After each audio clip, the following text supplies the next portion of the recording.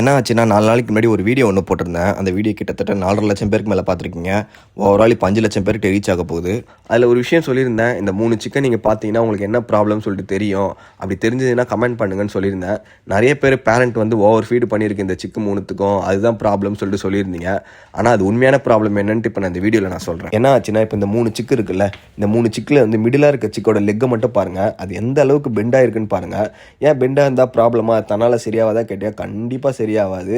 அதுக்கு நம்ம ட்ரீட்மெண்ட் பண்ணியே ஆகணும். சரி, ஓகே, இது எப்படி க்யூர் பண்ணுறதுன்னு கேட்டிங்கன்னா, ஆன்லைன் மார்க்கெட்டில் பார்த்தீங்கன்னா நிறைய ப்ராடக்ட்ஸ் வந்துருச்சு லெக் பேண்டுன்னு சொல்லிட்டு இதை ட்ரீட்மெண்ட் பண்ணுறதுக்காக. நான் என்ன மெத்தட் யூஸ் பண்ணேன்னு பார்த்தீங்கன்னா, இந்த மாதிரி டிஸ்கோ ரப்பர் பேண்ட் வந்து இந்த மாதிரி ரெடி பண்ணி எடுத்து வச்சுக்கணும். நான் இதுதான் வந்து பார்த்தீங்கன்னா காலில் வந்து டைட் ஆனாலும் வந்து ப்ராப்ளம் ஆகாது அவ்வளோ சீக்கிரத்தில். அப்படி இருந்துமே ஒரு நாளைக்கு நான் 2 டைம் ஆச்சு போய் செக் பண்ணிவிடுவேன் காலில் போட்டு அந்த ரப்பர் பேண்ட் எப்படி இருக்குன்னு சொல்லிட்டு.